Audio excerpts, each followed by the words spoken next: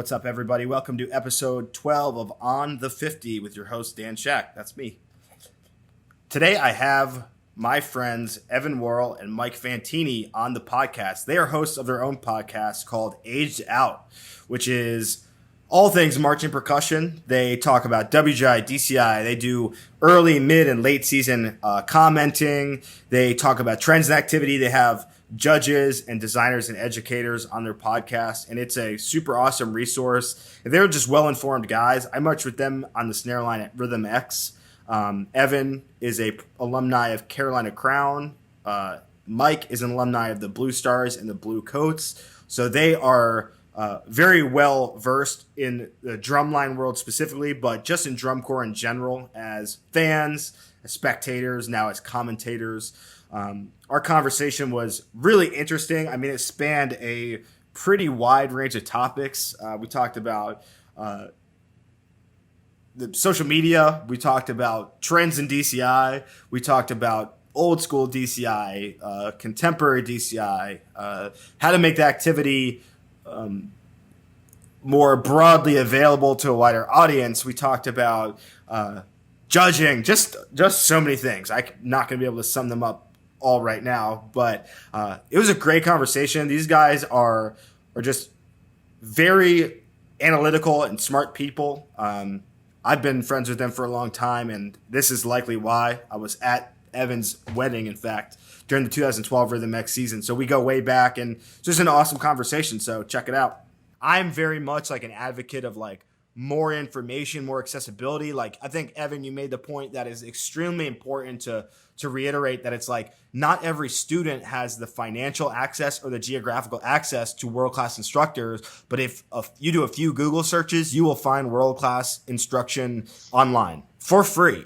So now we're giving more kids the ability to audition more successfully for drum lines if they so choose, and to be able to access more information more easily. And I feel like that's a very positive thing. I don't see any way that is bad. You know what I mean? And I don't think it's making the activity worse that there's more information out there. Like, that seems like super counterintuitive. So I just wonder where it's like this idea comes from, where it's like, well, we need to like limit the access to information because like if we're going to go over this, like the bell curve, and then we're never going to be able to turn back. It's like, yeah, we're going forward. Like, what do you think we're doing?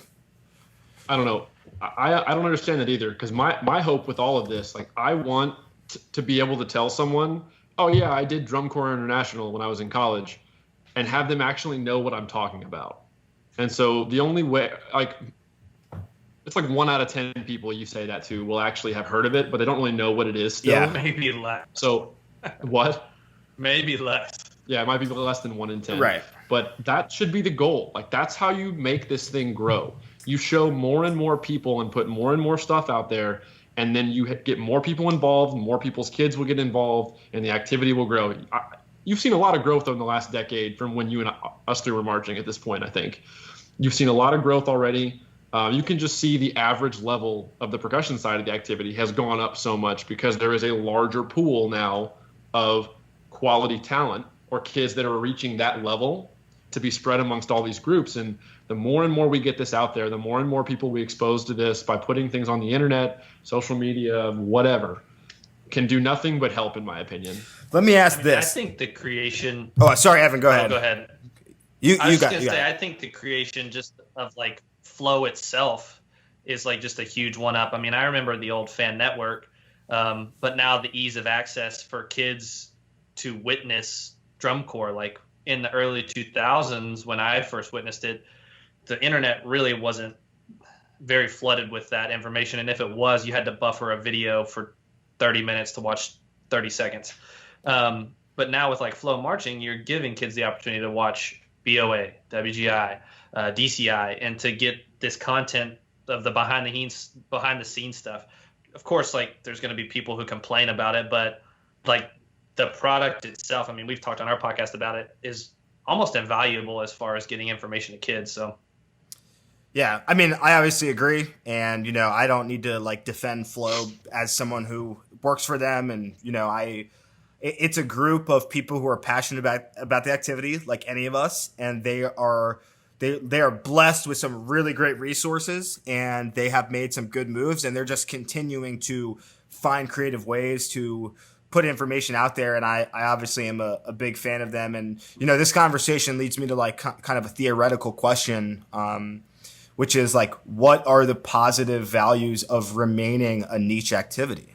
Like for what reason would we want to continue only having, 500,000 fans, period? Like what is the positive part of being so small and unknown? Why would we want to continue being niche and not want to expand ourselves into like a global sort of commonly known market?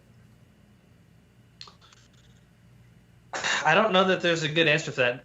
Instinctively, off the top of my head, the only thing I can come up with is that right now, as it is, because it is such like a small market, whenever you meet someone else that has done it or knows what it is, you have like a very instant, specific connection as far as like how you're able to connect with them on a social level and just have a conversation with them.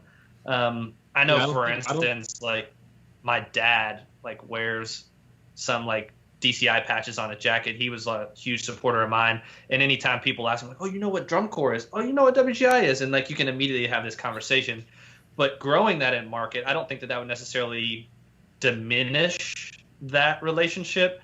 But it is almost like a tight network of a family, kind of. Mike, what were you going to say?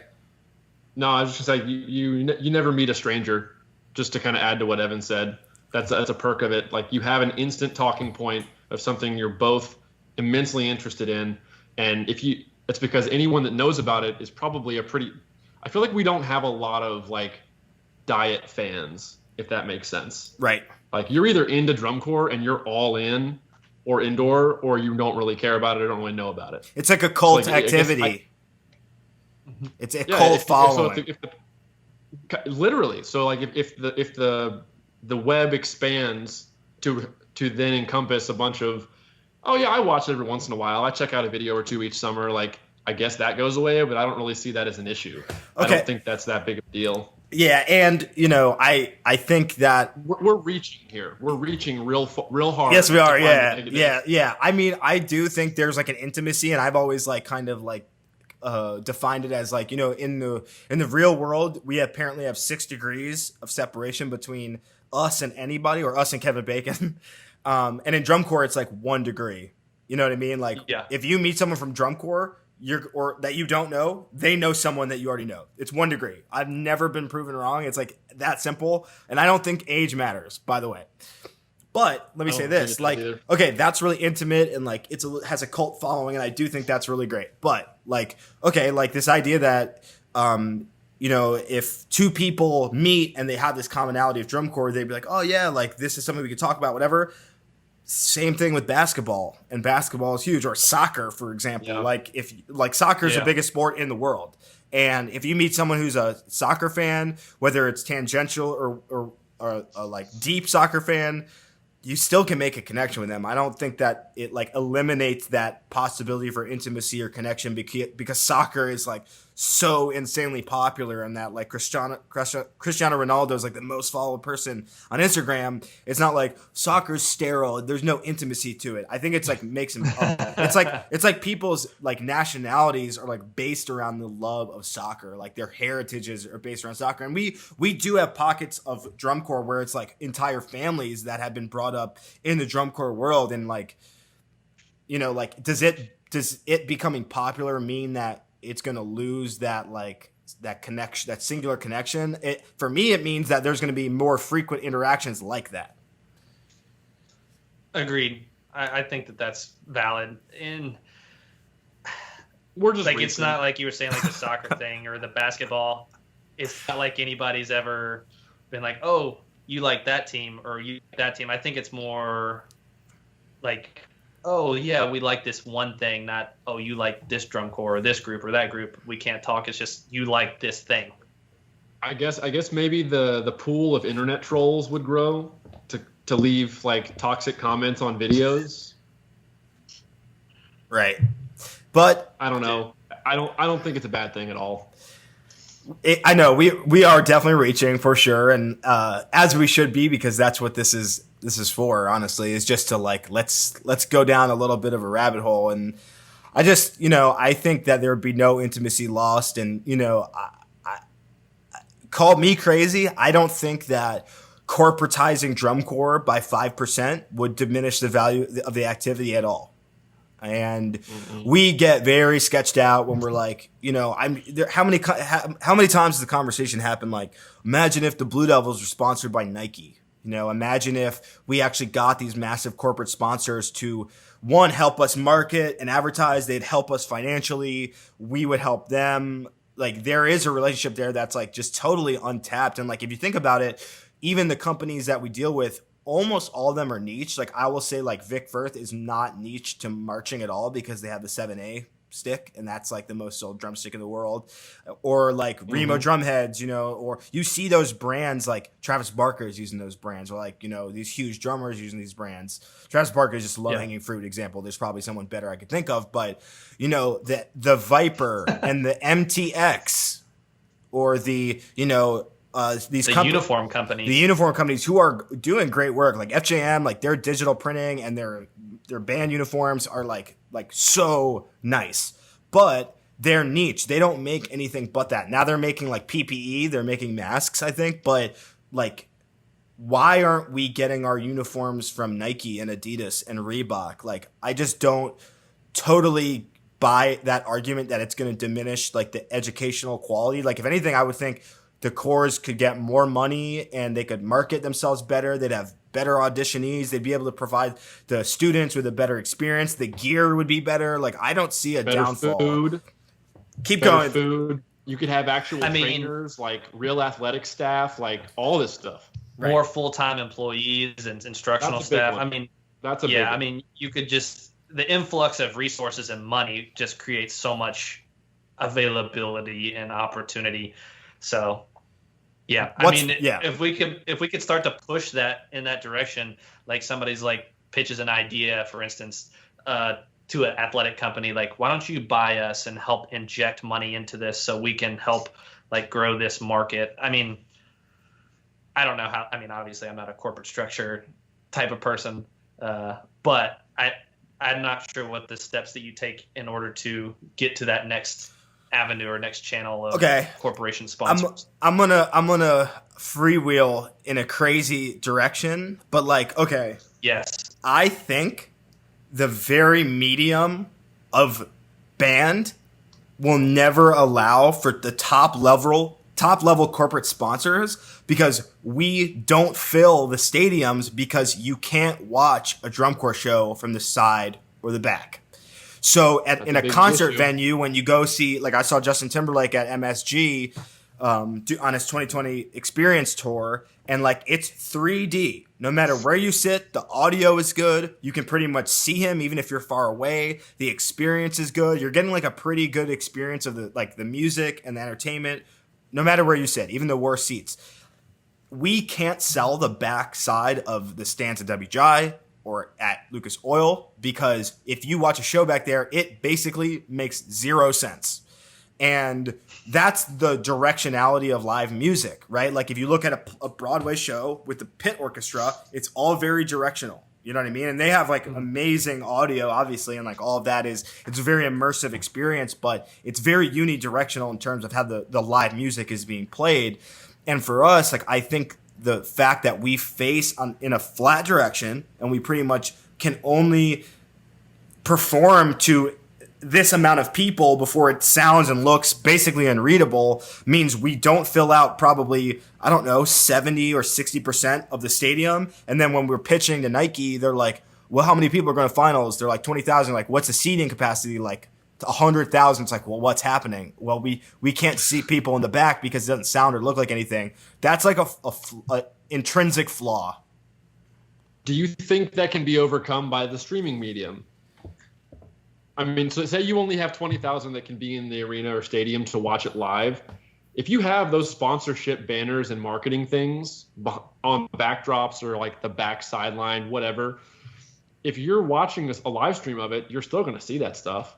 you're still going to see the Nike swish or the Adidas logo or whatever at some point during that stream. Like, they're still going to get exposure, and you can run commercials, all this stuff. I mean, it's what football does. It's what basketball does. It's what everything really does. So that's definitely a like a road bump, but I don't, my gut tells me I wouldn't think that would be something if the streaming platform got high quality enough. And I'm not saying Flow does an amazing job. What I'm saying is, like, got enough exposure through that. Like live to have TV. The viewership online be large enough. Right. It would need to be like live TV status with like just full out production mode. And that definitely makes sense. It still doesn't fill the stadium though. And there's like a lot of money that's probably made through the ticket sales and the vendors, and then like the economy through like the highway tolls and, you know, the gear that's being sold. Like, if you're still only like filling a fifth of the stadium, like, I feel like that is possibly a bigger immediate problem than we're saying. Maybe. Probably so, but it's not unavoidable, or it's not, I would say, something you can't overcome, but it's definitely. Wait a minute. So, but I think too, though, like, I mean, pay-per-view, not that I'm saying that we should price gouge like maybe pay-per-view seems sometimes, but you could pay, I don't know, what, $200 for a pay-per-view fight that lasts 5 seconds. Where's the advertising in that? So it's like, I mean, all right, well, we're done. We get our 30-second spot in here. We'll see you guys next time. But so right. Here's why I think, like, it still might not be. It might be a huge deal, maybe not, because you can look at the esports thing, and you know what Twitch.tv is? Yeah. Okay. So you can explain it. Explain it. Yeah. Explain it. So basically, it's an online streaming platform where these streamers, basically stream their gameplay of whatever game they're playing. Or some people do art and they stream their art, and you can watch them do their art live. People have hundreds of thousands of viewers on those things, 50,000 viewers at a time, and they make real money in advertising.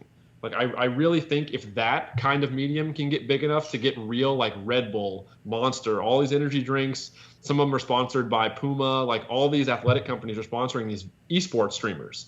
And if that can get there, there's no live venue. Anyone watches for free all the time. And if there's enough eyeballs on something like that, I feel like with the production quality behind it, we could get enough eyeballs, as long as the web that we reach through all the online platforms and everything, and the network of the drum corps world continues to grow. I don't see a reason why it couldn't go down that road eventually. Drum corps needs to get sponsored by Gatorade and Banana Boat sunscreen.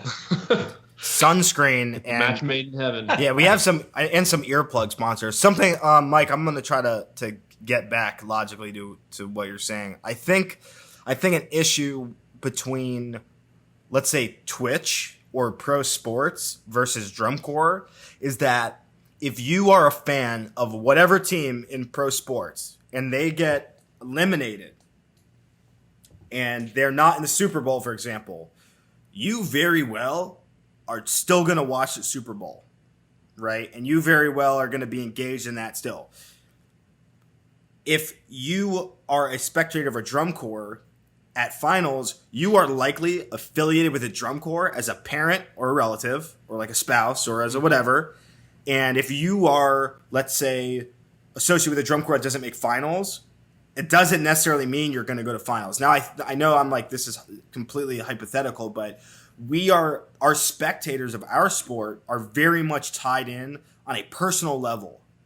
Versus, like, I don't just watch the Patriots because I know Tom Brady. I watch the Patriots because I'm associated with it geographically, or like for some reason I've decided that that's who I like. So I think a problem is like we are so entrenched in the specifics of like who we know, and even like just the fans that we have are almost always associated with the member in that way, where it's like they're not just sort of generally fans. They're there to see the one corps. They might read a book through the other drum corps, or they might not go check out finals. That's a really good point. I don't think I've ever met anyone at a drum corps show that is just a fan that either didn't march themselves or doesn't have a family member currently involved in the corps in some way.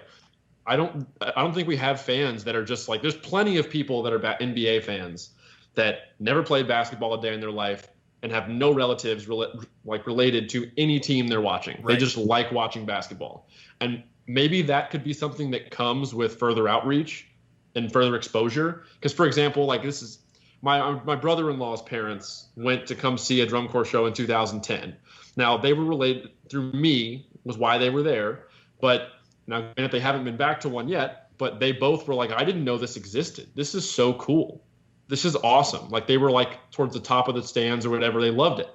And I feel like with further exposure, we could get more fans like that, but I think it's an uphill battle to get there because there's a lot of nuance. Drum corps has an issue of a lot of shows, or it used to for sure, not as much now because of a lot of the production quality that's going into drum corps shows now beyond just drill and music, that I could see drum corps falling into the trap and indoor to an extent of if you're not musically inclined, if you're not musically educated to know to do any kind of personal analysis, you're like, oh, it's just music.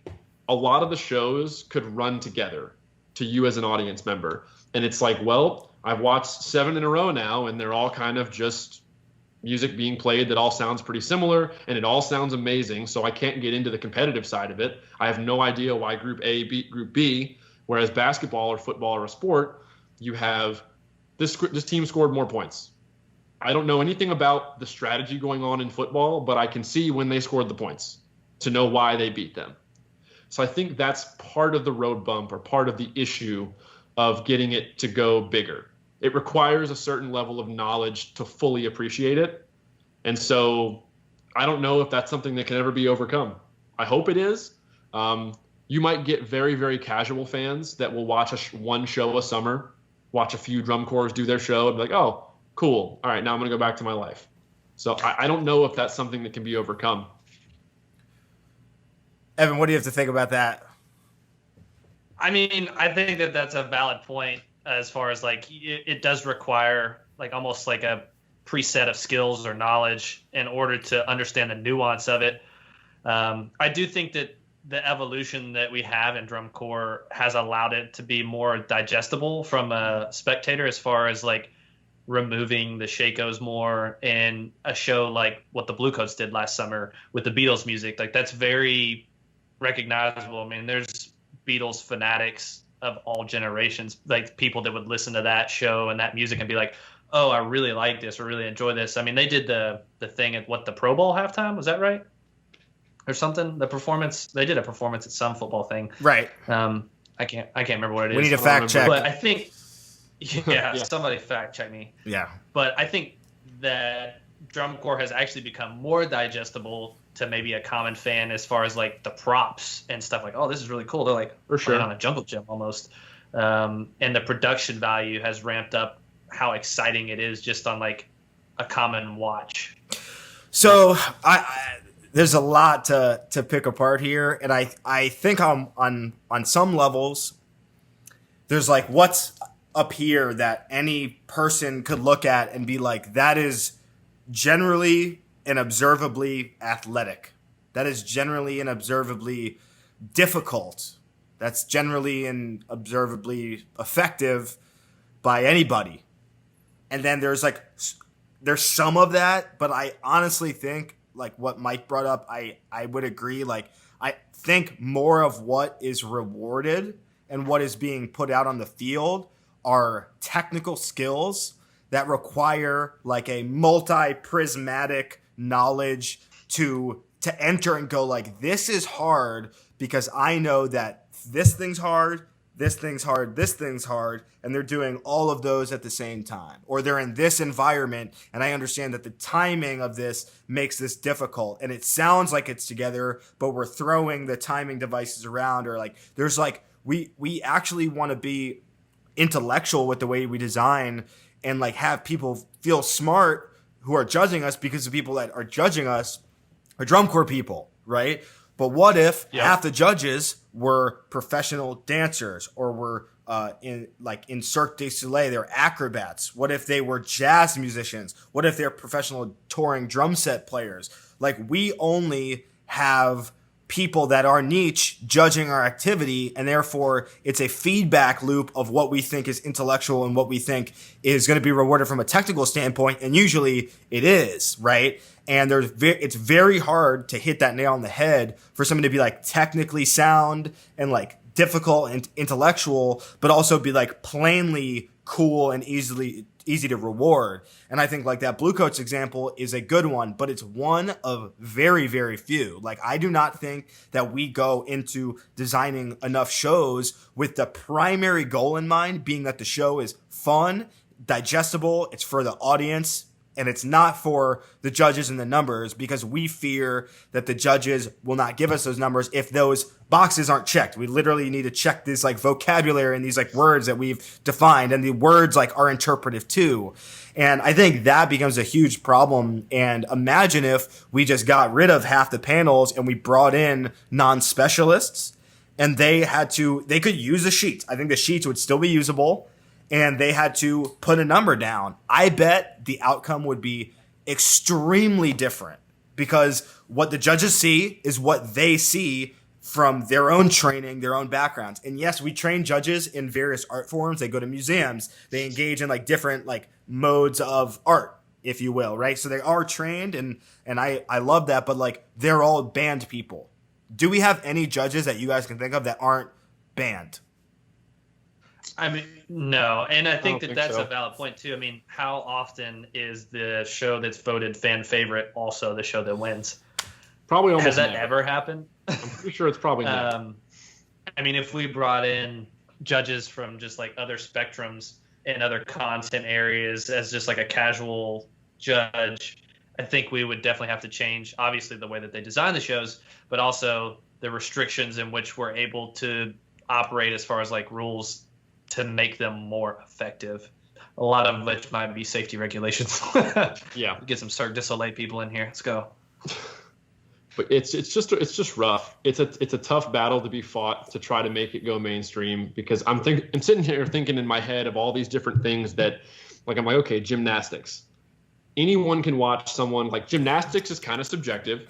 Yeah. Basically, somebody can watch gymnastics who has no knowledge about how tough or not or easy things are, right, and watch someone do like 7 somersaults and go, that was entertaining. And they have no idea why girl A beat girl B or guy A beat guy B. Like, they have no clue. And so, but it's still obvious enough to where if you watch a drum corps show from the 50-yard line, 500 seats up or 100 rows up, it's going to look like dots moving around the field with music playing, just with different colors, basically, from group to group. And the music sounds different, obviously. So Evan is 100% right, and I feel like I'm beating a dead horse here a little bit, so stop me if I am. That the production quality has gone up. It definitely contributes to giving it a more mainstream appeal, but I'm skeptical that we will ever get on the level of a mainstream sport for that reason.